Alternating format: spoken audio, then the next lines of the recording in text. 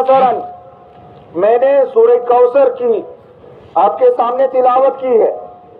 اللہ تعالیٰ نے اس میں ارشاد فرمایا ہے انا اعطیناک الکوثر، اے محمد الرسول اللہ صلی اللہ علیہ وسلم، ہم نے آپ کو کوثر عطا فرمایا ہے، خیر کثیر، بہت زیادہ خیر ہم نے آپ کو عطا فرمایا ہے. صحیح مسلم کے اندر روایت ہے، فرماتے ہیں کہ رسول اللہ صلی اللہ علیہ وسلم ایک جگہ میں تشریف فرما تھے. اسی دوران رسول اکرم صلی اللہ علیہ وسلم کچھ لمحات کے لیے خاموش ہو گئے، بالکل خاموش ہو گئے رسول اکرم صلی اللہ علیہ وسلم. پھر رسول اللہ صلی اللہ علیہ وسلم نے خاموشی کو توڑا اور سر اٹھایا اور مسکراتے ہوئے صحابہ کرام سے فرمایا، مسکراتے ہوئے صحابہ کرام کی طرف دیکھا. صحابہ نے سوال کیا، اے اللہ کے رسول صلی اللہ علیہ وسلم، آپ کو کس چیز نے مسکرانے پر مجبور کیا؟ کون سی ایسی چیز ہے کہ آپ مسکرا رہے ہیں؟ رسول اللہ صلی اللہ علیہ وسلم نے فرمایا کہ ابھی ابھی میرے اوپر ایک سورت نازل ہوئی ہے، ابھی ابھی جبریل آئے تھے اور مجھے ایک سورت سنا کر چلے گئے ہیں. پھر رسول اللہ صلی اللہ علیہ وسلم نے پڑھا بسم اللہ الرحمن الرحیم انا اعطیناک الکوثر. رسول اللہ صلی اللہ علیہ وسلم نے اس سورت کی تلاوت فرمائی. پھر صحابہ سے سوال کیا، اے میرے صحابہ، جانتے ہو کوثر کیا چیز ہوتی ہے؟ کوثر کس چیز کا نام ہے؟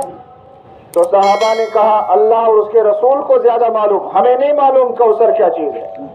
تو رسول اللہ صلی اللہ علیہ وسلم نے فرمایا کہ کوثر جنت کے اندر نہر ہے، جنت کے اندر نہر ہے. اس نہر کے دونوں طرف میں ہیرے اور موتیوں کے خیمے لگے ہوئے ہیں اور یہ نہر جواہرات کے اوپر بہ رہی ہے اور اس نہر کی مٹی مشک کی ہے، خوشبودار ہے وہ مٹی. تو ایسی نہر اللہ تعالیٰ نے مجھے عطا فرمائی ہے جو جنت کے اندر بہتی ہے. اور پھر یہ نہر آگے جا کر ایک حوض میں گرتی ہے جس کو حوض کوثر کہا جاتا ہے. اس حوض کا پانی محمد الرسول اللہ صلی اللہ علیہ وسلم پر ایمان لانے والا، توحید کا اقرار کرنے والا، رسول اکرم صلی اللہ علیہ وسلم کی اطاعت کرنے والا ہر انسان اس پانی کو پیے گا، اور جو ایک مرتبہ پی لے گا وہ کبھی بھی پیاسا نہیں ہوگا.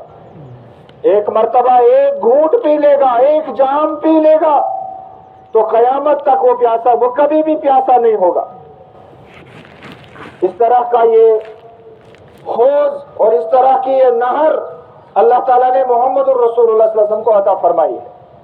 لیکن پھر آگے بہت ساری احادیث کے اندر یہ وضاحت بھی ہے کہ کچھ لوگ آئیں گے پانی پینے کے لیے، حوض کوثر کا جام پینے کے لیے آئیں گے.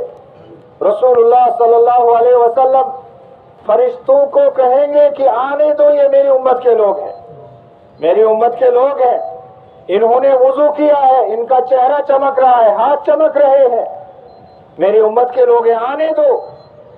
لیکن فرشتے ان کو آگے نہیں آنے دیں گے.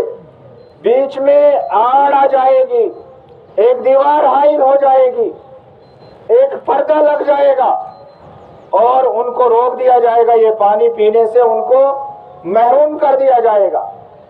تو رسول اللہ صلی اللہ علیہ وسلم فرشتوں سے پوچھیں گے ایسا کیوں ہوا؟ ان کو آگے کیوں نہیں بڑھنے دیا گیا؟ ان کو پانی سے محروم کیوں کر دیا گیا؟ تو رسول اکرم صلی اللہ علیہ وسلم کو جواب ملے گا انک لا تدری ما حدثوا بعدک. ہاں، انہوں نے وضو تو کیا تھا، نماز بھی پڑھی تھی، بہت سارے اعمال بھی کیے تھے، لیکن ان کے اعمال خالص نہیں تھے، ان کے اعمال آپ کی شریعت پر مبنی نہیں تھے. انہوں نے اعمال کے اندر، اقوال کے اندر، عبادات کے اندر، بہت ساری چیزوں کے اندر اپنی طرف سے کچھ چیزیں اضافہ بھی کر دی تھی. آپ کو نہیں معلوم انہوں نے کون کون سے بدعات ایجاد کی تھی، کون کون سے محدثات ایجاد کیے تھے، کون کون سے خرافات ایجاد کیے تھے، لہذا اس بنا پر ان کو اس جامع کوثر سے محروم کر دیا جائے گا۔ لہذا ہمیں سوچنا ہے، اپنے گریبان میں جھانکنا ہے کہ کیا ہم واقعی محمد الرسول اللہ صلی اللہ علیہ وسلم کی اطاعت میں مخلص ہیں، کیا ہماری اطاعت خالص ہے۔ اس میں ہمیں اپنے اندر اور ہم سب کو سوچنا چاہیے کہ کیا ہم محمد الرسول اللہ صلی اللہ علیہ وسلم کی اسی طرح اطاعت کرتے ہیں جس طرح سے مطلوب ہے۔